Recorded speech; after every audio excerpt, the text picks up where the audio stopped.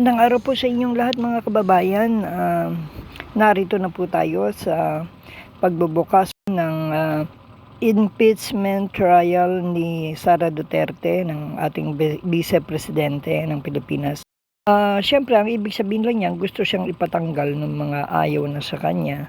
So, inihain ito po, siyempre, ng House of Representatives at Committee on Justice na inihain ng ilang grupo tao nila na mapatanggal nga po ito si Sara Duterte at silang prosecutor, silang nagdidemanda at sa hukuman ng quasi-judicial body po ng Senado. Ito po yung may kapangyarihan din silang duminig ng mga kaso at isa na nga po itong pagpapatanggal sa presidente o sino mang halal na opisyal ng bayan o nakaupo na opisyal ng bayan tulad ng yung Supreme Court gaya si Justice Corona noon at saka ito pong si dating presidente Joseph Erap Estrada. Sila po ay hinilitis din ho noon sa Senado ng mga naunang mga matatandang senador na ang iba po ay na mayapa na. Alala niyo pa po si Justice Hilario Davide na siyang namuna sa hearing po noon ng impeachment trial. So ngayon ay ang dapat sana tumatayong presiding officer nga po sana ng Senado ay si Win Gatchalian, pero mukhang di niya kaya at siya kasing Senate President di niya kaya, kaya nga nagmadali agad silang ang inilagay nila na attorney na mag-preside sa impeachment trial ay ito pong si senador na si Chis Escudero na siya po ang pre-preside, hindi yung talagang Senate President na dapat sana na si Win Gatchalian. Alam naman na ho natin na hindi naman yan attorney at hindi niya alam kung paano pamumunuan niya. Baka magkadis-kadis ka rin, lumitaw ho, nakatawa-tawa yung Senado na naman sa pag-i-impeach nila kay Sara. Okay, well, ang masasabi din natin, siyempre away po ito ng mga magkakatunggali sa politika. Sabi lang ho yan. Ako hindi ako naniniwala na yan ho ay talagang paglilitis lang daw. Pero alam na ho natin na siyempre yung kay Marcos gusto niya mabura yan talaga kahit anong sabihin pa nila at ayan ho ang nakikita ng mamamayan at sa aking pananaw din ho, sorry ho, siyempre naman ito sa side naman nila dahil nagkaaway nga po itong Duterte at saka itong Marcos siyempre sabi nung iba sakim daw pareho yata sa kapangyarihan, gustong pamahalaan o kurakutan nitong ating bansa. Ewan kung sinong tunay dyan, pero well nag-aaway ho sila. Pero sabi naman nitong mga iba naman na mga patay mali, sabi ng ibang senador, para lang yan talaga malaman, panagutin ang dapat panagutin. Tayo naman ipabor din dyan. Kung si Sara ay talaga nagkasala, di panagutin. Talagang kung pwede nga siya na makulong at hindi na makatakbo kung talagang gumawa siya ng pagnanakaw o inintensyon niya yung yung po bang doon sa pondo yung intelligence fund na nasa ilalim niya. At saka marami pa po yung mga pagbabanta daw sa presidente na napanood naman ng lahat na yun ang mga inaakusa sa kanya at hindi na rin siya karapat-dapat na maging vice president at kung ano-ano pa. Okay? Malungkot tayo bilang mamamayang Pilipino dahil si Sara lamang ang i-impeach. Payag ako ma-impeach yan kung talagang kurakot din. Pero sana isunod nyo ha, yung senador, yung mga senador na ewan sa Pilipinas na katawa-tawang mga senador ng mga trapong mga senador, mga traditional politician na senador ng ating bansang Pilipinas na may mga hidden agenda dyan at nagsisiyaman Nagsisidoble ang mga kita ninyo, ang mga salin ninyo. Susunod nyo yung mga kapanalig nyo rin sa politika. Yung kapanalig ng mga Marcos, yung mga kapanalig nila Ping Lacson, nila Win Gatchalian, yun yung mga kapanalig nila Soto, at saka yung mga kasamahan nyo rin, kasuhan nyo, kung paano kinasuhan ng ombudsman. At ito naman sanang si ombudsman, kasuhan niya rin po itong iba pang mga kadikit din na Marcos, yung mga nakaupo, at saka kasuhan nila, hindi lang yung kalaban nila. Kitang-kita naman ho na kalaban lang nila sa politika. Pabor din ho tayo dyan. Basta yung mga kunyari, kung si Jinggoy na iyan, na hindi na makaka-attend ng hearing, okay lang ho, tama lang yan, nakasuhan yung mga ganyang mga tao, na hindi naman, kontrapo talaga sila, no? At saka ho, yung sino pa ba? Itong si De La Rosa, kung talaga naman sila pumatay talaga ng mga tao at nagmalabis, sige, patanggal nyo. Dapat nga mabitay, balik ang bitay para sama-sama kayong mga mamatay ng mga senador, ng mga kurap at magnanakaw at mga congressman. Kaso ayaw ipatupad yan sa ating bansa dahil silang mauuna. Talaga nga naman kabulok-bulokan na itong ating bansang Pilipinas sa mga kurakot ng mga government official, mga halal na ewan, mga mambabatas at mga, Diyos ko, mga presidenteng ewan ko, pinagkakakwartahan lang ating bansang Pilipinas. Mga matay sana kayo talaga. At kayo, hindi lamang kayo din maglilingkod sa Diyos at papasakop. Ano pang ginagawa nyo kundi magpayaman ng buong pamilya at angkan nyo sa Pilipinas? Gamit ang mga kaban ng bayan, ang buwis ng bayan, mga hinayupak kayo.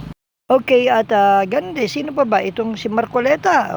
Sige, kung yung 75 million niya ano tawag to, yung itinulong sa kanya, donasyon sa kanyang campaign. Sige. Kung hindi pa naman daw siya sa kampanya yun, di kung naibulsa niya yun, di sige. Bahala kayo sa buhay ninyo. Sa totoo lang naman, mga walang kwentang mga senador naman para sa akin, yung mga uri ng senador na tayo mayroon. Dahil mahirap pa rin ang Pilipinas, naghihirap pa rin na mahirap. Malaki pa rin ang mga pagninegosyo na babayaran ng mga negosyante na nagrereklamo. Ang korupsyon din matigil sa mga iba't ibang ahensya. Di ba?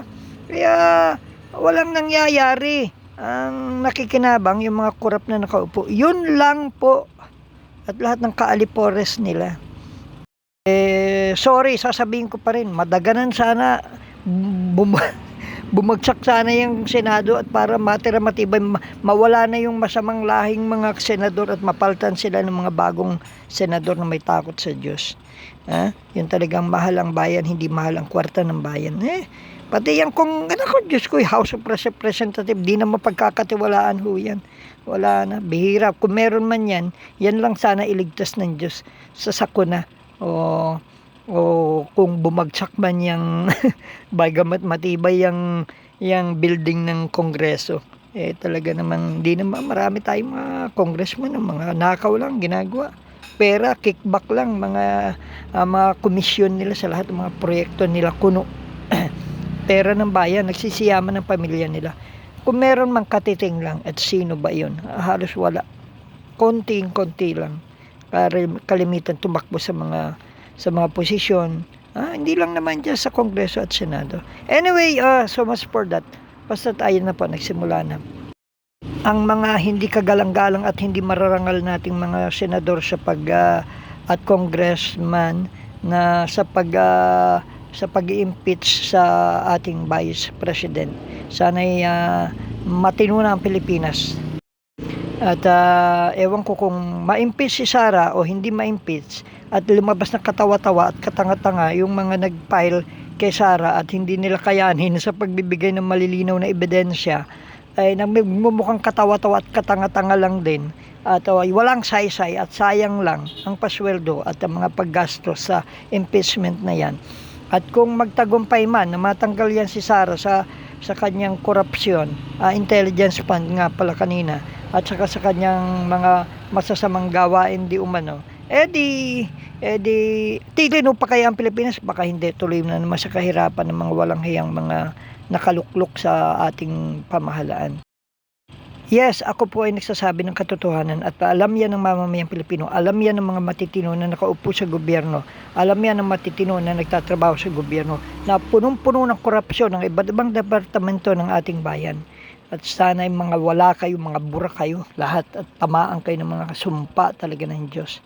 O hindi rin lamang kayo maglilingkod sa bayan. Peste at salot na lamang kayo ng lipunan, sa totoo lang.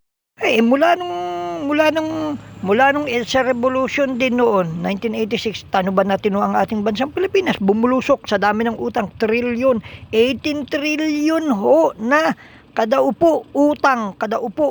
Bakit hindi hanapin yung corrupt na yan, mga at kunin at singilin yung mga nakokorrupt na yan? Bakit kailangan maubos ang mga kaperahan, ginto, ang resources ng Pilipinas, ha? Palubog ng palubog ho sa mga walang kwentang mga presidente at mga senador at vice president at congressman ng ating bansang Pilipinas. Nagkaroon tayo ng mga karumal-dumal na mga naiupo sa ating mga nanunungkulang, hindi lamang dyan, kundi sa mga kaprobinsyahan, sa mga pagiging governor at pagiging mayor. Nako, Diyos ko, ewan ko, paano mabubura yung mga walang hiyang iyan na nagpapayaman lamang. Sana unti-unting magboto na po tayo sa susunod na eleksyon na matitinong may takot sa Diyos, tunay na hindi magnanakaw. Mahirap man siya, iboto nyo, wag yung namimili ng boto gamit ang pera ng bayan sa mga ayu-ayuda, ng mga congressman, ng mga lintik na iyan, at saka yung mga governor na gamit ang pera pampaamoy para mailuklok lang sila. Wag nyo na pong iluklok, basta alam yung corrupt. Kaso wala nga hong tumatakbo, wala rin nagpupush. Sana yung mga religious sector, ipupush nila yung matitino sa bayan. Ay para yan ang aangat. Kung pinupush nyo yung nagpapaamoy lang, mabuti na sa tingin ninyo, nagpapayaman nga. Hindi naman nababago, hindi naman nabibigyan ng trabaho ang mga, kundi ayudang paamoy lang. Hindi naman nade-develop kung paano magkaroon ng talaga matinong katrabahuhan ng mga Pilipino. Wala. Bobo talaga. Hindi rin mabura-bura yung lintik na korupsyon na iyan dahil mas type pa nga nila yung mga ganyan. Yung political dynasty, gusto rin lang din nila yan. Okay lang yung political dynasty basta may iwan yung matutuwid. Mamatay yung mga political dynasty ng mga magnanakaw na sila lamang ang lahat nakaupo. Alam namin na may katapusan yan. Nananalangin kami. At alam naman namin na may relasyon din kami sa Diyos. At sana yung mga bura yan, mapaltan, maaksidente, mabaltuog, o di kaya sila ay kunin na ng Diyos sa iba't ibang kapamaraan ng high blood, diabetic at kung ano-ano pa. May iba't ibang paraan ng Diyos. O di kaya parusahan sila. Kung hindi man sila talaga babalik, at maganda kung bumalik at magbago, makikita mo pag bumalik sa Diyos sila, yung bibig nila Diyos ng tunay, hindi pinagkakaperahan pati relihiyon, hindi pinagkakaperahan pati verse sa Bible. Sumpain kayong mga gamit ang salita ng Diyos para makaupo, makapangurap, makapagpayaman, makamundo. Kaya ang mga mamamayang Pilipino dapat talaga maghalal ng mga matutuwid, mga mahal ang Pilipinas. Hindi bantay sa lakay. Alipin pa rin tayo, hindi pa tayo malaya, hindi pa tayo independent. Tayo inaalipin pa rin ng mga magnanakaw na politika, trapong politiko na corrupt sa ating bansa, na nagpapahirap. Wala tayong Diyos ko, sino kayang magiging presidente talaga ubod ng tino na pauunlarin? Si Biko lang ang pwede. O di kasi Sol Aragones, yan. Si Leni Robredo, pwede pa rin yan. Yan lang. Pero yung mga trapong nakaupo, wala ka na mapili dyan. Mga basura yan. Sabi ko nga, pangunahan lang tayo ng isang matuwid na presidente, titino ang Pilipinas Dahil alam niyang burahin yung corruption na yan Titino, susunod lahat, maglalagay sa bawat cabinet, yung cabinet members, yung pipiliin niya matutuwid para manguna sa mga departamento, okay? Itong mga magnanakaw, ang gusto nilang nakaupo ng mga mambabatas, magnanakaw din na presidente para sama-sama sila sa nakawan. Malas-malasan tayo sa pagkakaroon ng mga mambabatas, ng mga trapong politiko o mga naihalal ng mga trapong mga magnanakaw o mga presidente. Kamalas-malasan talagang Pilipinas. Katawa-tawa at kahiya-hiya sa ibang bansa, hindi tayo gustong tulungan dahil yung itutulong lang, kukurakutin lamang ng mga nakaupong iyan. Totoo lang, pinapatay sa gutom at kahirapan ng mga mamamayang Pilipino ng mga trapong politiko na nakaupo sa ating bayan. Kanya silang pasikat, pabanal-banal, pagiging mabuti ng mga mambabatas, pero wag ka mga buwaya rin lang, mga linta ng bayan yan. Salot ng lipunan, peste, itinuruan ng magulang. Tutunan kasi ng mga yan na malaking pera sa gobyerno. Nandyan lahat ng buwis nating binabayaran. Kaya dyan sila nagsusumiksik para makabulos siya ng marami. Ginagamit yung pera, buwis ng bayan, pantulong kuno para sila'y manatiling nakaupo. Gisa sa sariling mantika ang Pilipino. Para sa NSK News ng NSK TV Channel, Narciso Co reporting.